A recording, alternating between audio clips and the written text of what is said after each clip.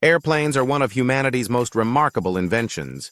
Every day, thousands of flights crisscross the skies, carrying people and goods across the world. But have you ever stopped to wonder how these massive machines, weighing tens or even hundreds of tons, manage to defy gravity and stay in the air? In this video, we're going to break down the science of flight, explain the forces involved, and take a deeper look at the incredible engineering that makes airplanes possible. To understand how airplanes fly, we need to begin with the four main forces acting on an aircraft: lift, thrust, drag, and weight. These forces work together in a delicate balance, and when the balance is just right, the plane is able to take off, stay in the air, and eventually land safely. Let's start with weight. Weight is the force of gravity pulling the airplane toward the Earth. It's determined by the mass of the airplane, including its passengers, fuel, and cargo.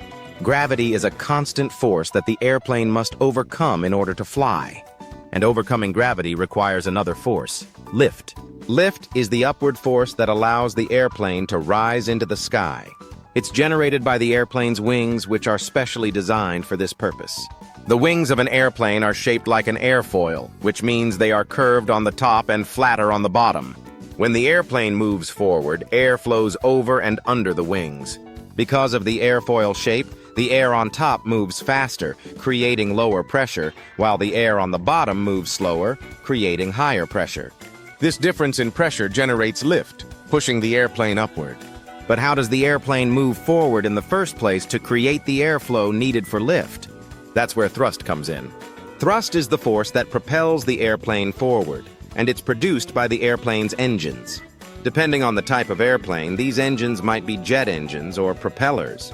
Jet engines work by taking in air, compressing it, mixing it with fuel, and then igniting the mixture to create a powerful blast of hot gases.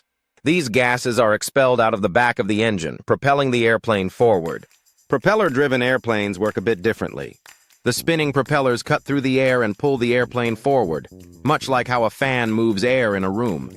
Of course, as the airplane moves forward, it encounters drag, which is the resistance created by the air pushing against the airplane. Think of drag as the friction of the air. The faster the airplane goes, the more drag it experiences. Engineers design airplanes to be as aerodynamic as possible, meaning they are shaped to reduce drag and allow air to flow smoothly over their surfaces. So how do these four forces, lift, thrust, drag, and weight, work together? For an airplane to take off, the engines must produce enough thrust to overcome drag, and the wings must generate enough lift to overcome the plane's weight. Once these conditions are met, the airplane accelerates down the runway, and as it picks up speed, the lift increases. When the lift becomes greater than the weight, the airplane rises off the ground and takes to the sky. But flying isn't just about taking off. Pilots need to control the airplane's altitude, direction, and speed throughout the flight. This is where the airplane's control surfaces come into play. Airplanes have movable parts called elevators, rudders, and ailerons that allow pilots to steer and stabilize the plane. The elevators, located on the tail, control whether the nose of the plane points up or down. By adjusting the elevators, pilots can make the airplane climb higher or descend lower. The rudder, also on the tail, controls the airplane's left or right movement, much like how a boat's rudder steers it in the water. Finally, the ailerons, which are located on the wings, allow the airplane to roll or tilt from side to side, making it easier to turn. Even with these controls, flying an airplane requires a lot of precision.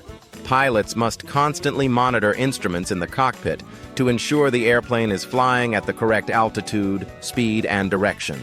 They also communicate with air traffic control to stay coordinated with other planes in the airspace. Now let's talk about landing, which is just as important as taking off.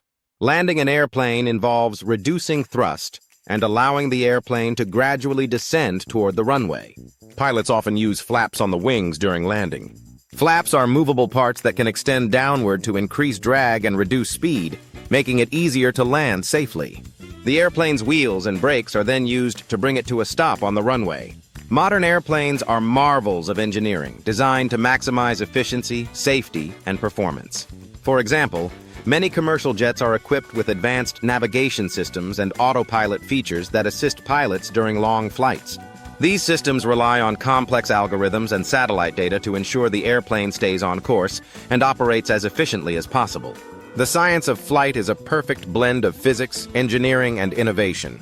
It's incredible to think about how far we've come since the Wright brothers first powered flight in 1903.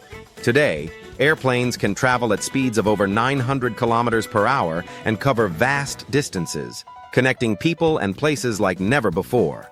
So, the next time you're sitting in an airplane, looking out the window at the clouds, remember the fascinating science and meticulous design that make it all possible.